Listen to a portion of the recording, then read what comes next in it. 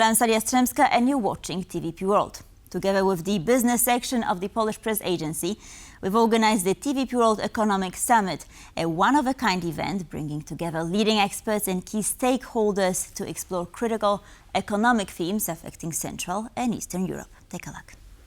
Latest data for Central Europe shows some weakness across the board. The preliminary Q3 data shows that Poland remains the leading economic force in the region, but growth is at 2.7%, so it's probably weak relative to history. Romania, which is another strong growth performer historically, it's at 1.1%. Hungary at 0.7%.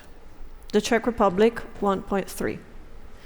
So the economy is weak. Inflation has moderated, but still perceived to be very high. There is a clear pattern of preference for savings among households, perhaps because interest rates are very high.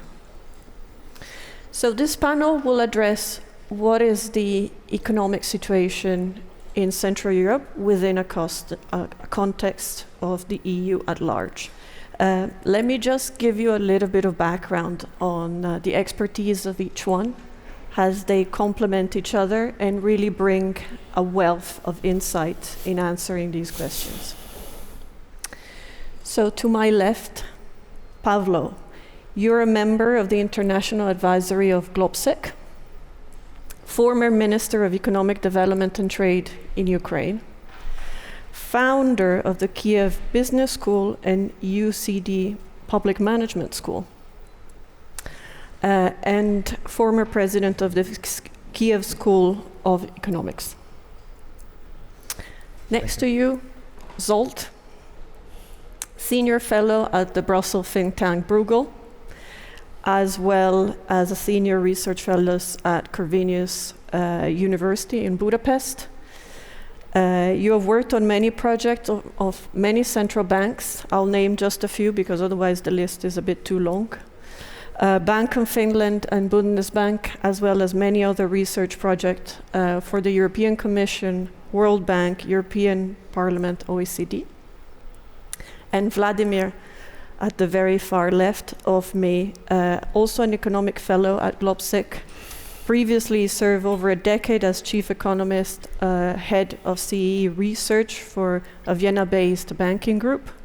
Former senior policy advisor to Deputy Prime Minister and Minister of Finance, Ivan Miklos, and you're also currently a member of many boards.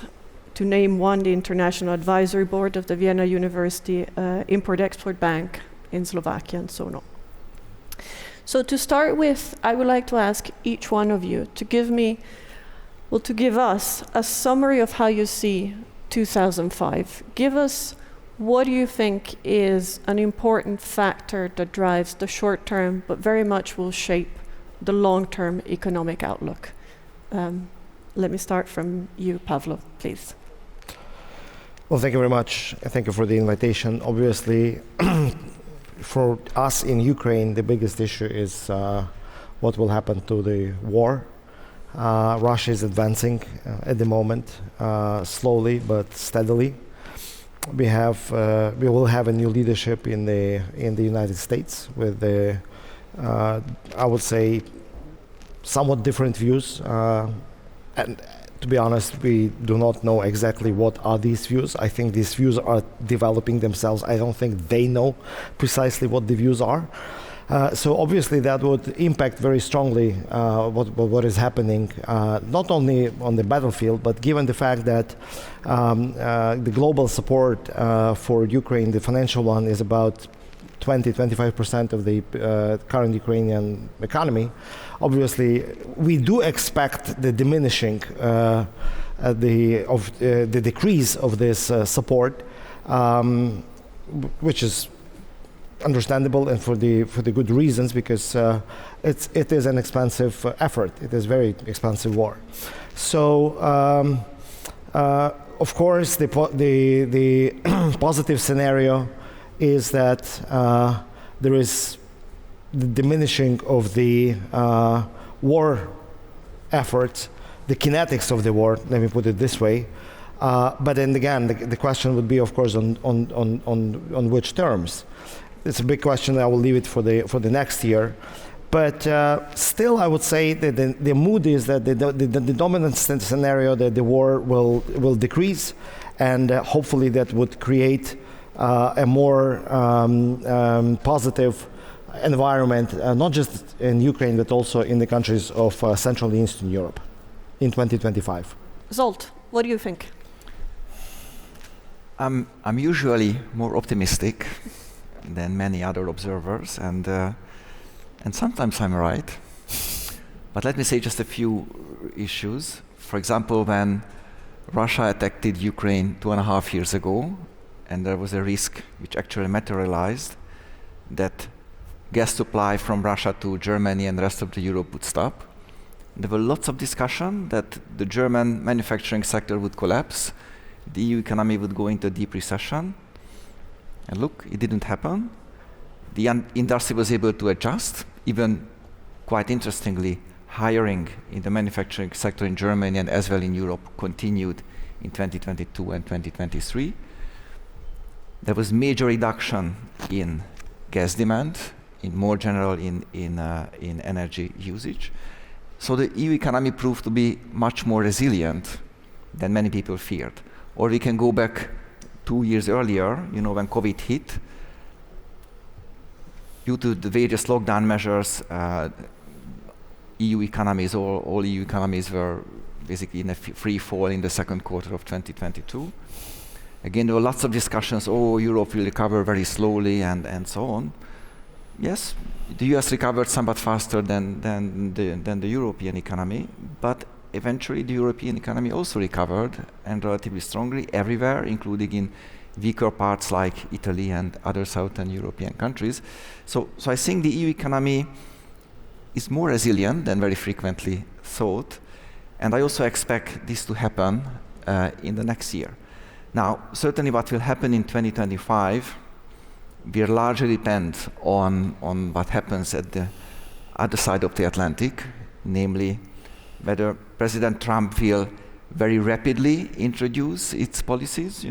He plans to have an across-the-board tariff on all countries of between 10 and 20%, a 60% tariff on China. Now, if this would be done very rapidly, certainly that would lead to a disruption in the functioning of the world economy. But also Trump is a very business-oriented, transactional person, so he might not do it in one go, but might try to find a deal, even with European Union, even with China. So if it would be more gradual and based on certain deals, then probably that disruption would be less, again supporting the economy. And let me mention two other factors which will certainly influence 2025. One is the continued monetary easing by the European Central Bank and other central banks in Eurozone countries, which certainly will help financing conditions for companies. On the opposite side is the fiscal, because the new European Union fiscal rules will require fiscal adjustment from many countries, and certainly that will be a drag on the economy. So again, on balance, monetary and fiscal policy might compensate each other, a fiscal drag with a monetary easing. And I think a lot will depend on how fast President Trump will roll out his planned measures. Perfect. Indeed, Europe is in a particularly strong footing on employment. Employment is historical high. Wage growth tends to be, especially in Central Europe, very strong. And as you said, Europe has a lot of tools to respond to the Trump administration. Vladimír, what is your take? As we have the honor to sit in the institution which, without hesitation, can be said to be the dominant or the strongest player when it comes to the capital markets of the Central and Eastern Europe, and undeniably, I would like to emphasize the role of not only Warsaw Stock Exchange, but also the powerhouse coming from Warsaw in what I like to call the fastest growing quarter of the European Union, and that's namely the eastern flank of the newest member states, from the Baltics all the way to Bulgaria. We are speaking about excess of 100 million consumers, or 100 million in population. And there I would like to echo what has been said at the very beginning by our host. Should we be worried about the prospects of this fastest growing quarter of the European Union? And there the data show that between 2000 and 2009, that means before the Lehman Brothers crisis, this group of Central and Eastern European economies grew in excess of 4 percentage points faster than Germany, the strongest economy of the European Union. After 2009, between 2011 and 2019, before the COVID time, that excess growth has slowed down to 1.2%, significantly slower. Then there was a chain of crises we all experienced, starting with the pandemics, global supply chain crisis, energy crisis triggered by the Russian aggressive invasion into Ukraine. But the fact is that after we came back from all these crises, IMF even noticed that many of the fast-growing emerging economies where we have been used to this catch-up story, the convergence story, have actually grown even slower than some of the old member states, some of the developed member states, which raises the question whether the previous model of expansion in Central and Eastern Europe, driven by the influx of the FDIs, driven by the drawing of the EU funds, might not be actually exhausted. That's also something that we have to take into account because the region has changed. So it has been mentioned by Raffaella at the very beginning. The Central and Eastern Europe is undeniable winner of the EU expansion. The convergence that has been brought also in terms of the institutional setup in preparation for the EU accession and after joining the single market has benefited Central and Eastern European economies plentifully. Nevertheless, that driver, which contributed to our catch-up. So back in 2000, the average GDP per capita in purchasing power parity for the CE was around 48%. Poland was a bit above with 50%. During those 20 years, we did grow up to 78% for the CE as whole. Actually, Czech Republic and Slovenia are already at the level of 90% of the EU average when it comes to GDP per capita and purchasing power parities. So Poland is at 80, again, above average of the region. We have already achieved the spot which is called the middle income trap. So this easy influx of FDI, influx of technologies, associated growth of the productivity, that's something that has been exhausted. Actually, when we speak about productivity is something where the Central and Eastern European countries are lagging behind. So back to the question of the prospects. On this, I'm a bit more pessimistic, especially when I look at Germany, and that's just because for Czech Republic, 1/3 of exports go to Germany. For Hungary, it's like 1/4 of exports. For Slovakia, 1/5. For Poland has been traditionally, in 2009, Poland was one of the exceptions in the European Union, if not in the world, which avoided recession because of its strong domestic market. And 2009, where everybody in the Eastern Europe had a recession, Poland eked out a small growth. What has happened over a decade is that even the Polish economy did utilize this opening up towards the markets of the West. And with German economy running second year in a row of, diplomatically speaking, stagnation, and with developments in the overseas, at this point we are just guessing what might the new administration of the American President Donald Trump implement, but pre-election analysis shows that the cost for the EU economy might be in the size of 150 billion, it would undercut 1 percentage point of GDP growth, which somebody would say, oh, why should we care, especially here in Eastern Europe, where we used to brag about this almost China-like growth rates. Reality is that 1 percentage point hit due to potential worst-case tariff introduction from the United States makes a difference between a slight positive growth and a recession. And I would not underestimate the impact that that might have also on Central European countries. When we speak about resilience of the labor markets, sure, partly because we are in an unpleasant situation with the demography. Let's face that. As we speak about the fastest growing quarter of the European Union, according to United Nations, even CEE by 2050 would lose 1/5, 20% of its population just because of demographics. So when it comes to looking forward, short term, medium term, I see a lot of the challenges.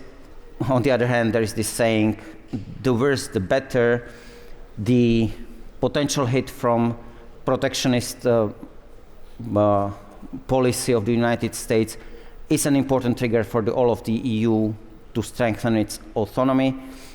It's an important trigger to think more about what Mr. Draghi and also his predecessor Enrico Letta have written in their reports, emphasizing the need for strengthening of the competitiveness of the European Union.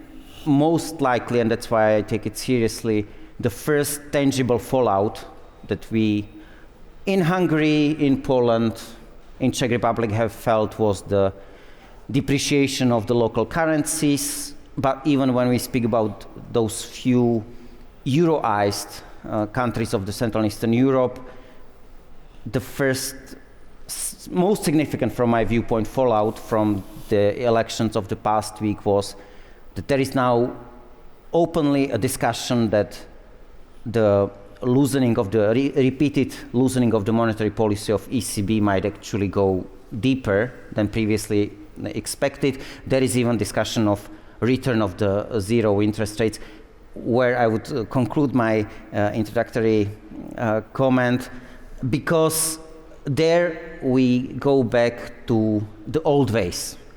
We thought for a decade before pandemics that zero interest rate cheap money would help us. Cheap money, zero interest rates did help us to maintain our resilience before pandemics. The question is whether that's the right recipe to bolster our medium-term competitiveness. And just to sum up, and that's something where the stock exchange as such and the capital market plays a very important role, or indispensable role. Draghi's report on competitiveness of EU, other analysis on the competitiveness of Central European infrastructure point out we need a lot of investments. So the capital markets plays indispensable role, not only when it comes to strengthening the entrepreneurial innovation, the capital markets and private capital will play important role in that estimated 700-800 billion euro needed in infrastructure investment. Let's take it from there, actually, since you have touched on many issues. So let's untangle them one by one. And indeed, let's start from the issue of investment, or the opportunity of investment, right? The Chief of the European Commission has made a point that we must invest a significant amount into energy, defense, transition, friendshoring, you name it, we have a lot of priorities. The RRF, the Recovery and Resilience Funds, will probably disburse in the magnitude of 400 billion by the end of this year. This is the Commission estimate, which is a significant amount of money. But the peculiarity of the RRF is that it has reform targets for disbursements, and it must be used by the end of 2026. This is one of the key factors that people look up to for the performance of 2025 and 26. But when you look at how many of these conditions have been met by member states, alas, that's where we really are weak. Poland has started later than everybody else, so it should be excused for having met less than 15% of the conditions. Most member states have met under 30%. The only leader is France, with 73% of conditionality is met. If you wonder why, because France is very good at administration. And Germany does not fare any better than the average. So right there, it already tells you that the system did not work for a lot of member states. So I would like to ask all of you to give us your insights on how should we think about these results? What can we learn from the experience of this tug of war, so to speak, between imposing reforms that actually economic benefits, and maybe give us your insight on when we will reach a critical amount of effort to really get the economic benefits out of this process. Pavlo. Let me start from where my colleagues have finished.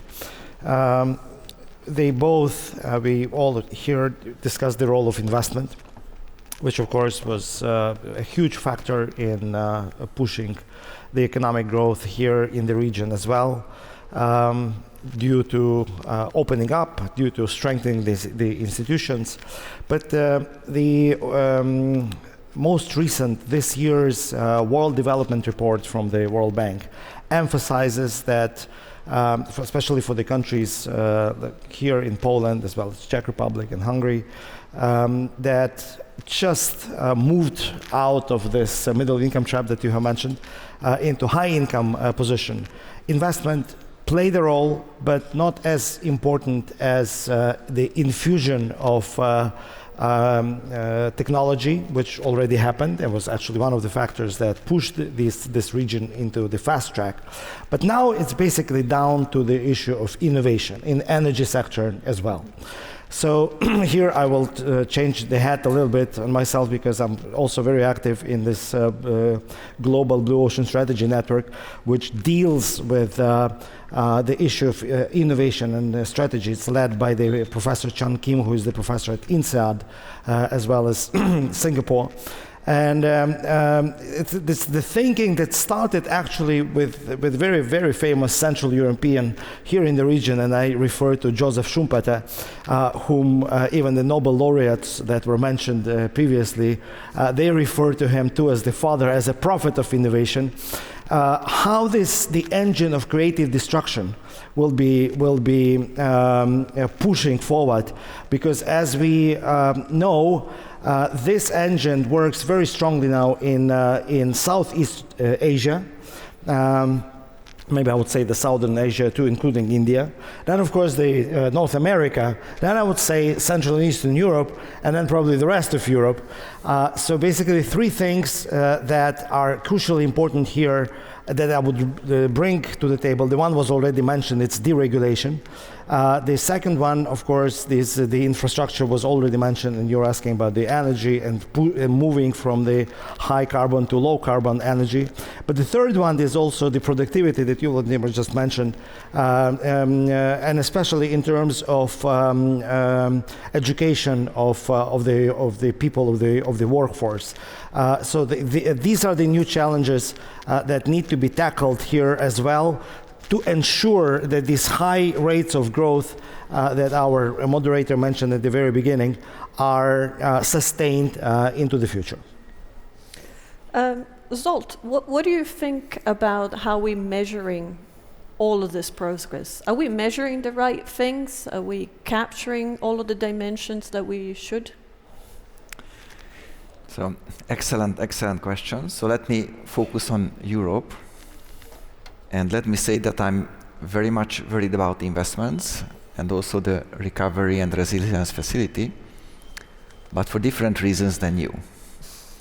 So you seem to worry that countries might not be able to complete their programs by 2026, which is the terminal date. I have to say again, on this front, I'm more optimistic.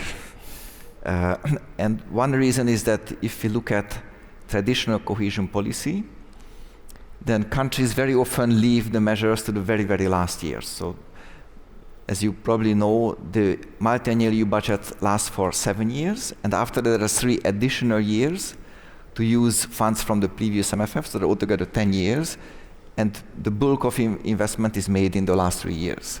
And I also expect this to happen with the RRF, the Recovery and Resilience Facility, and also this scoreboard, which is available for everyone on the implementation, is always delayed because countries submit their achievements in bundles. So if they meet 20 targets, they submit, but if they meet 19 and one is missing, they don't submit. So it's obviously a little bit lagging behind. So I'm less worried about completing the projects, but there are other reasons I worry about. Namely that the Recovery and Resilience Facility amounts to about 0.4% of GDP per year, I mean the grant component, so which is relatively small. I mean the Mario Draghi report identified 800 billion per year investment gap, so this is just a bit more than a tenth of that. Moreover, the 0.3% from the RRF is not really new money, because lots of countries, for example, like Germany and France and other developed countries, they're basically put into the RRF that we're anyway doing. For example, you mentioned that France is progressing very well with implementation.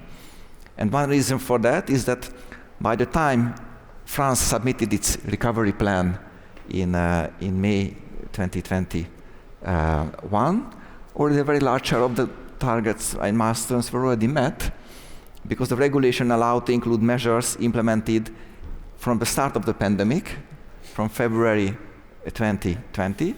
And indeed, you know, when France submitted a plan, they could tick that, lots of targets and milestones have been already met.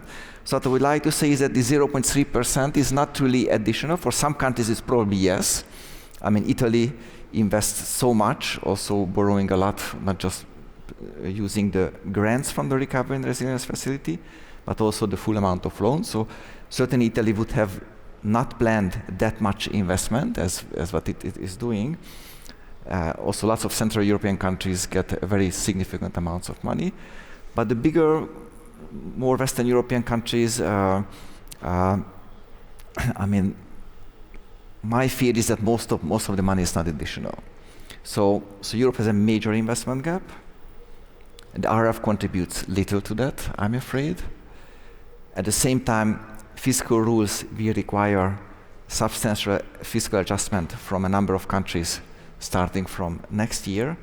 And you know, when countries have to cut budget, you know, I mean, and they have to cut spending across the board, it's very, very difficult to find extra money for investment. So indeed, I'm worried that these major investment gaps in Europe, unfortunately, will not be filled in the years to come. I think you started optimistic, but you ended with a little bit of a downbeat tone. But I guess that this is an important issue. First of all, are we ambitious enough? I mean, aside from all of the plans that we have, is the EU transmitting the sufficient amount of enthusiasm to its citizens that it's needed to drive this investment, right? Because as far as I can see, a key argument for entrepreneurs to invest is that they expect demand. Then a lot of other conditions come in, but it transpires from the surveys done on a monthly basis that actually in Central Europe and in the new member states, the expectation of the citizens towards the future is generally upward trending, but with some downbeat lately. But in the euro area, it's actually stagnating. So citizens have understood that the EU is about not losing jobs right now, but they're certainly not getting the message that it's about expanding jobs. So I guess an open question to anybody that wants to answer it first. First of all, do you think are we communicating to the world a sufficiently high ambition? And second of all of these investment priorities and know-how, which one do you think the EU will give priority next year? And we haven't raised the issue of defense, but that's somehow a collateral impact of Trump and Ukraine peace agreement. Please. So let me just with a quick response and then pass the floor to the other panelists. So the question is, who is the EU? Because certainly we have European institutions, like the European Commission, most prominently the Parliament, Court of Auditors, and so on. If you look what the European Commission wishes to achieve, or even the European Parliament wishes to achieve, this is absolutely ambitious. So they would love to make Europe a federal state, transfer much more power to the central level, use central fiscal resources to supply projects, which also there are lots of cross-border projects which will be badly needed and hardly implemented by national governments. So I think if you look at the European institutions, I would say there's a very strong ambition indeed to move forward various agenda. But the decision maker in Europe is primarily the 27 member states.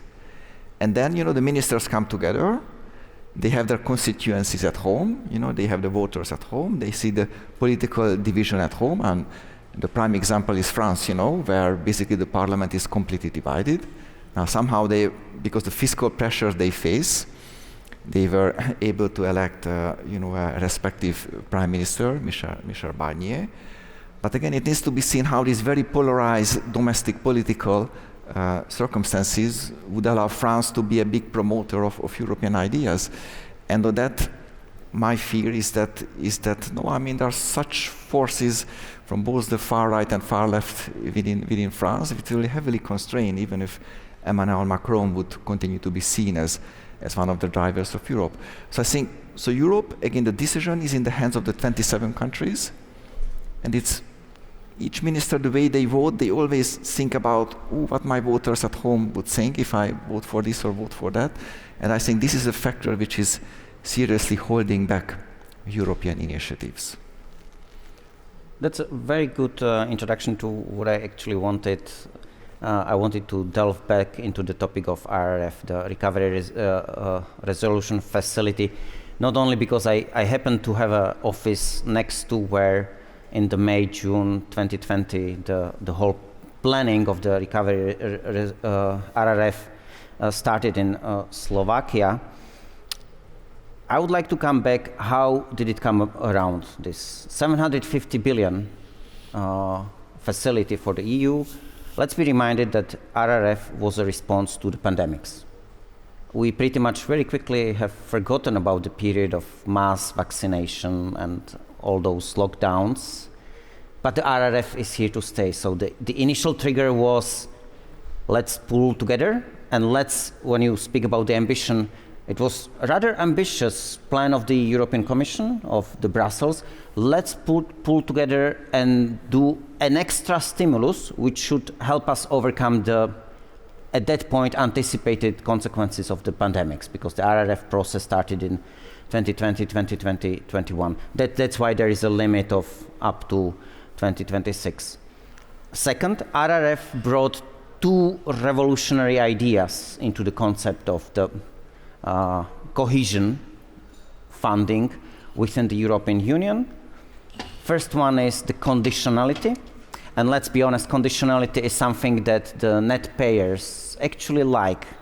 They like to see that the transfers are not only leveling out the playing field for the less fortunate Eastern European new member states. They'd like to see what has been mentioned in the speech of the Minister at the beginning. They would like to see institutional strengthening and the necessary.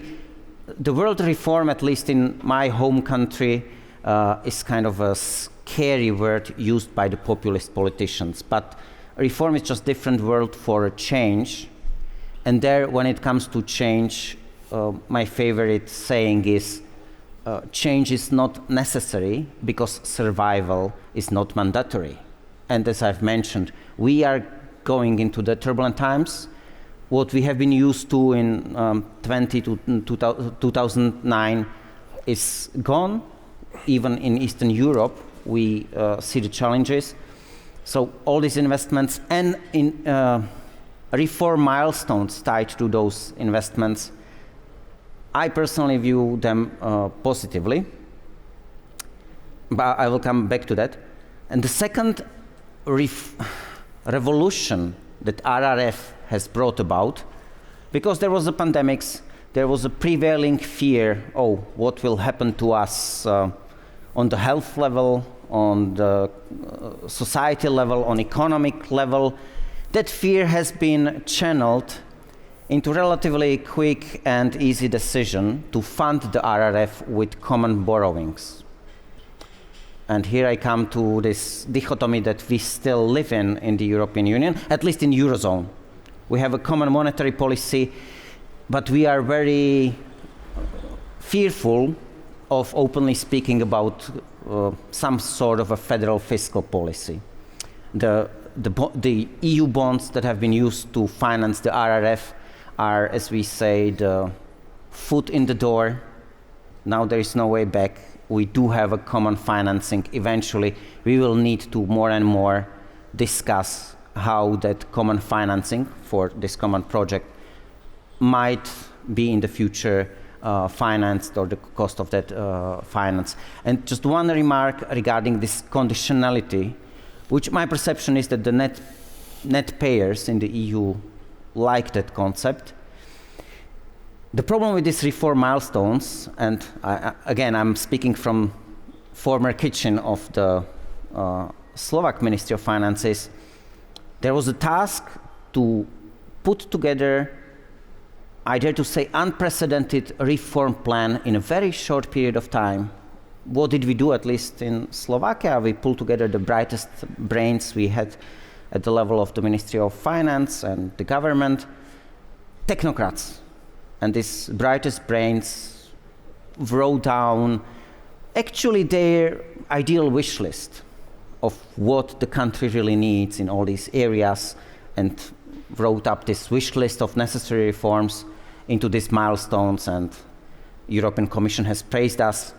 And I was in a Euractiv discussion just this morning with a senior member of, he's in opposition, but a senior economic expert of I will not name the name of the party. And when it came to this conditional drawing of the EU funds,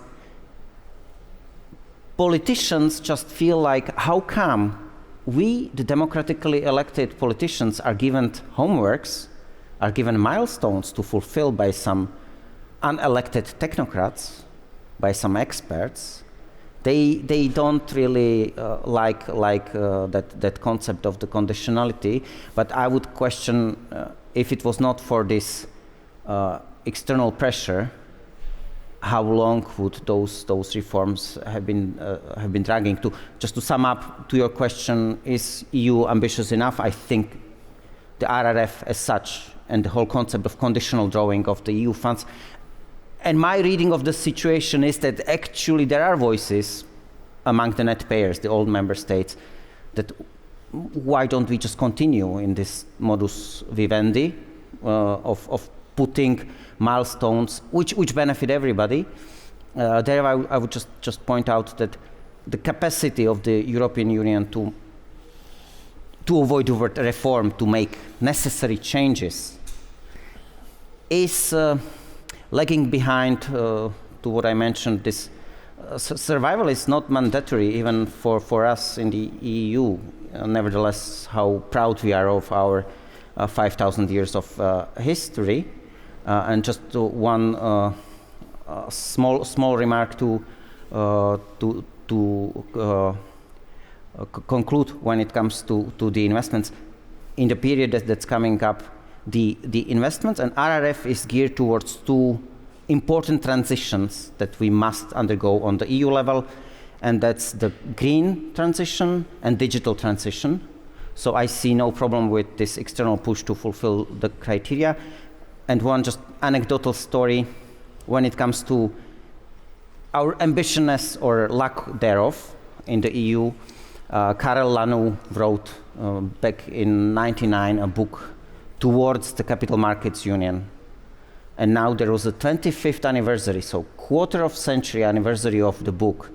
And he just remarked that most of these policy recommendations that he put into the book stayed in the drawer. In the book. Yeah. Because homeworks are desirable, but sometimes if you only stay home and don't actually live outside, you don't learn enough, I would guess. Pavlo, what's your take? I mean, specifically also on this issue of innovation. Can Central Europe innovate? It has to. Again, it's not necessary, but the survival is mandatory, especially given the fact that we have such an aggressive neighbor to the east. And by the way, this is a silver lining.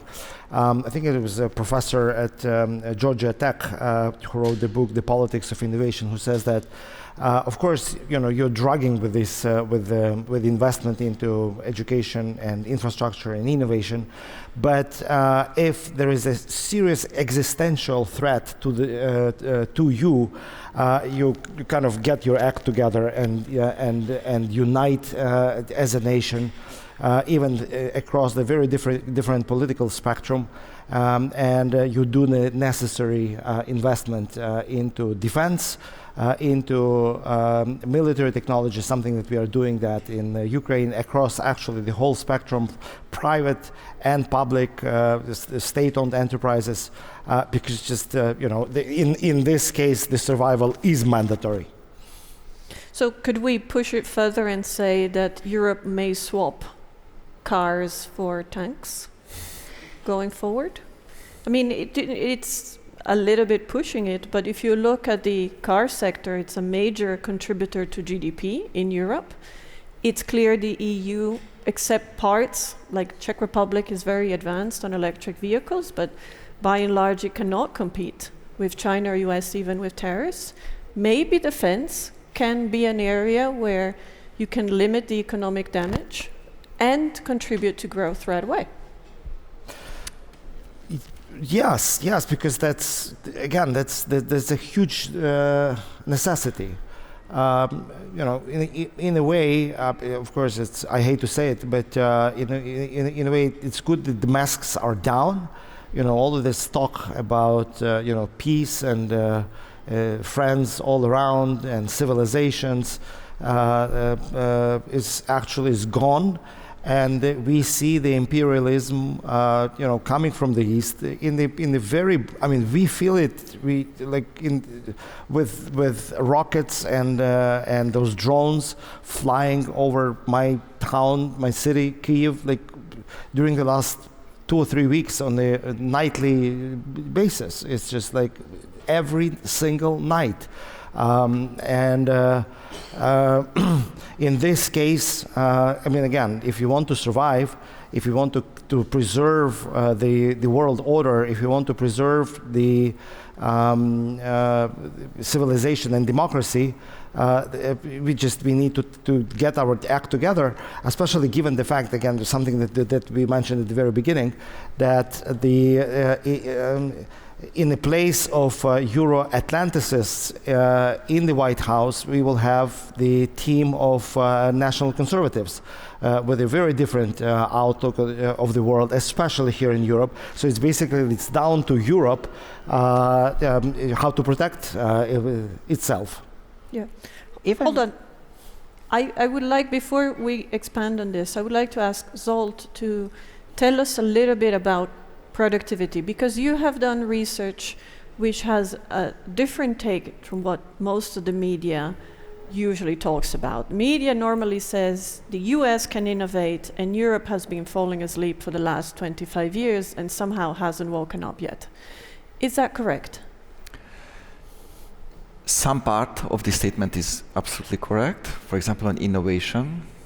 So if you look at, for example, patents submitted or artificial intelligence research The US is well ahead of Europe. So certainly, we have to support innovation activities. I mean, this is absolutely clear. But also, if you let me just look at our region, yes, our region also has to move to higher value-added activities. I mean, the Central European region. Nevertheless, the region has been converging massively over the past decades. If you look at any forecast, for example, the IMF produces forecasts 5 years ahead. They expect the region will continue to converge. So even if our region is not the top innovator, in fact, very poor innovation output, still we can converge because we are adapting good in adaptation. So if an idea is developed somewhere else, we adapt it, we can still be more productive. And on productivity, there are lots of talks that Europe is falling behind the US and very, very weak. Now, just let me tell you one number. We talked about the weak German economy. Yeah, this is true. Germany is not growing this year. Now, if you look at GDP, gross domestic product, per hours worked. So not total GDP, not per capita, but the actual number of hours worked relative to the United States. And you correct for price differences, so this so-called purchasing power parity. Then in 2022, Germany was at the same level, 100% level of the United States. France was just 5% below the United States. Netherlands was 2% above the United States. So if you look at the level of productivity per hour's work, it's very important, then Europe is really doing well. Now, how can it be? One issue is that in the US, a larger share of population work than in Europe. And those who work, they work much more. I mean, in Europe, many people have 15, 25, or even 30 days of public holidays. In the US, a worker can be happy if she or he gets 15 days. So we have twice as many holidays as in the US. And also, part-time work in Europe is much more widespread in the US. Again, a very beneficial factor. It also helps more inclusiveness of those people who can't work full-time. They can also benefit from part-time work. And I think this is the relevance. So we should look at the number of hours we work and compare the output we produce. And in this respect, Germany is at the same level as the United States. So yes, there are a lot of weaknesses. Innovation must be improved. But the narrative that Europe is much less productive than the US is simply not true. I like that optimism. And I want to go to Vladimír, but asking you an even harder question, actually. So we have, Vladimír, you've mentioned the capital markets unions before everybody else. Pavlo, you mentioned education already quite a few times. I want to share statistics from you from the Eurobarometer of the EU. So financial literacy is very important, right? If you're going to allocate your savings, manage your life, contribute to society, an increasingly data-driven society, you need literacy. So it comes across very clear that although the majority of people understand inflation, 65% answer correctly the impact on inflation, less than the majority understand compound interest. 45% only understand the value of accruing savings and invest them in a positive return.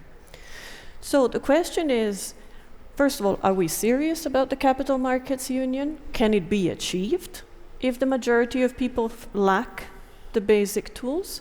And do we have the culture necessary to do it? Because as we said before, it requires a certain trust between citizens and regulators, and trust between member states. If it is an EU where Germany is the only player, or Germany, France, and Italy, and the other member states are watching, what are we doing here? Good question. I would like to touch upon also your previous questions. Very shortly, when it comes to what are the impediments for effective capital markets union, I mean, without effective, as big and as cross-border capital market, the way forward in terms of investments will be difficult. Eastern Europe has enough of venture capital funds, but again, venture capital funds and angel investors do play certain role in the life cycle of the new innovative startups. for scaling and for growth, the role of the functioning and well-functioning capital market is irreplaceable. And here again, I'm looking at our Polish colleagues here, as I mentioned, without any hesitation, the most successful and efficient and biggest stock market in Eastern Europe, with this emphasis on the word cross-border and with the emphasis on looking at the fastest eastern flank of the European Union. So, as has been mentioned also in the introductory speeches, the bank-financed model of the European Union, which is common also for Germany, let's be honest, has its inevitable limitations. So coming back to what a colleague was saying, Ukraine is also a good example, for the sake of this mandatory survival, how Ukrainian defense industry has managed to overtake pretty much the whole world when it comes to innovation in technologies which not necessarily will be used only in the defense. And here I would like to also comment about the previous questions that you had. Cars for tanks. That sounds a bit populistic, but let's flip it around. The Central Europe, there is a strong automotive cluster in the south of Poland. Czechs have been building cars for over 100 years. Hungary was the first one where the Mercedeses and BMWs started to be assembled. Back in 1990, when the Iron Curtain fell, there was one black hole which did not build a single car in Central Europe, and that was Slovakia. But on the other hand, during the previous times, Slovakia did have a relatively strong tradition of engineering production, of engineering manufacturing, which went into what was then euphemistically called special production. In other words, production of the infantry fighting vehicles and tanks. And that has collapsed after 1990. And guess what? And then the multinational automotive corporations discovered, like, oh, there is a country that never built a single car, but there is the whole ecosystem, including the education and including skilled labor, which was capable of building tanks. Couldn't they actually build cars? And the rest is history.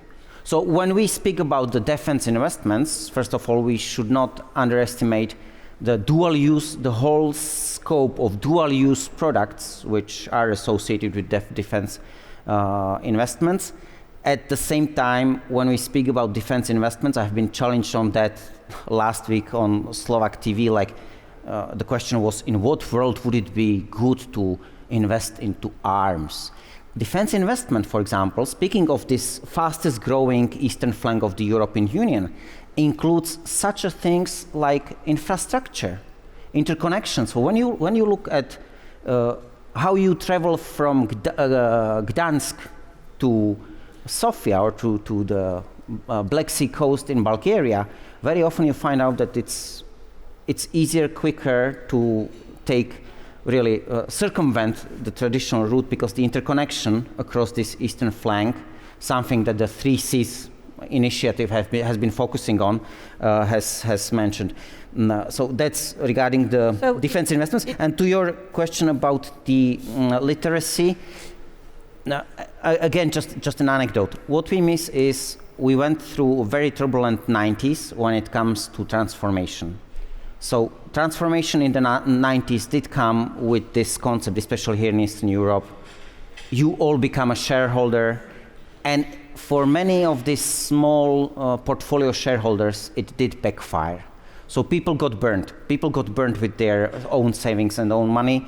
What we are missing here, and here the anecdote from my times when I studied in New York, and my acquaintance family, there was this tragic event of death of their elderly member of the family, irreplaceable loss, and that we all experience also here in Eastern Europe. When, despite the irreplaceable loss, then there comes the question of the heritage. Here in Eastern Europe, we all inherit real estate, we all inherit the pieces of land, or pretty much a lot of us. when this thing happens in the US, you inherit the pension account of your ancestor, and there you get into your hands a stock trading account where you see that your grandfather bought a stock of Microsoft in 1975 Vladimír, at cents. I think your point is it can be done. It Yes. can be done with cars and tanks, and it can be done with stocks. Investments. And here I really want to emphasize it's no longer even an optionality for Europe, even though the memories in Central Europe are bad, but definitely it can be done. Unfortunately, we are running out of time, but if I can just ask Zsolt and Pavlo to give us literally a one snapshot, because this is important to finish the discussion. Zsolt, is it true that Ukraine entering into the EU will deprive Central Europe of precious cohesion fund? And Pavlo, how difficult, but what can Ukraine really bring to the EU? I mean, leave us a good thought about this process, which is inevitably very hard. Please. Thank you. Thank you very much. So we have the detailed research on the possible accession of Ukraine to the EU from many different aspects. And again, our conclusions were generally quite positive. It would, first of all, the EU institutions would be able to cope with that. It will also help the EU economy. It will help also, for example, Ukraine has a lot of potential in green steel, green energy, and so on. And we also looked at the EU budget implications, and sometimes we hear some fears or scares that if Ukraine would join, then some Central European countries, which are currently net beneficiaries, would in fact turn to net contributors. And again, this is something, a myth, which is completely not true.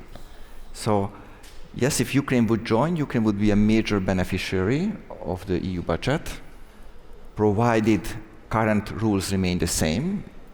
Most likely current rules will change, but if the rules of cohesion policy and common agriculture policy will remain the same, then undoubtedly Ukraine would largely benefit from EU funds. But the impact would be around between 0.1 and 0.2% of GDP.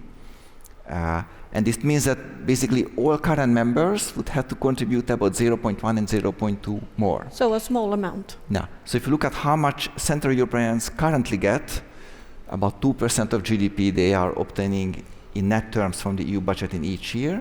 This might go down to 1.9 or maybe 1.8.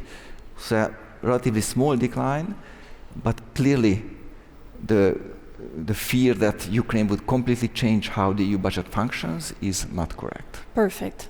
Pavlo. Thank you, Zsolt. To you, the last word. What Ukraine can bring to the table, basically. I would mention three things, just to summarize and quickly. Well, number one, of course, again, given that such a serious existential threat from the East, Ukraine does have the trained security forces, the armed forces that is trained on the battlefield. Of course, this is a big thing. Number two, accompanied with that, of course, is the industry innovative industry. And it's actually, Vladimír, thank you you mentioned that about that innovation. What's important to mention here is this disruptive aspect of that innovation, because what we have in the West is innovation that are building on itself, how to make the arms more and more sophisticated. In Ukraine, oftentimes the issue is how to make it cheaper, because we know it will live for hours, for days, if not hours, and yet it has to serve the purpose. So it's both the kind of the disruptive nature of that. It's not only in the military sector. Our digitalization in Ukraine is quite famous all around the world, basically had to serve that purpose as well. And the third, last but not least, of course, is the optimistic attitude that the nation brings to the EU. Thanks God, there was no reason to die for the European flag in the rest of Ukraine. Many Ukrainians did die for the ideals of Europe, and in that sense, for the European unity and European Union and European flag. And it's something that's an important aspect that we believe we bring to the table as well. Thank you very much. That's amazing. Thank you all to our panelists, and thank you for having attended this panel discussion.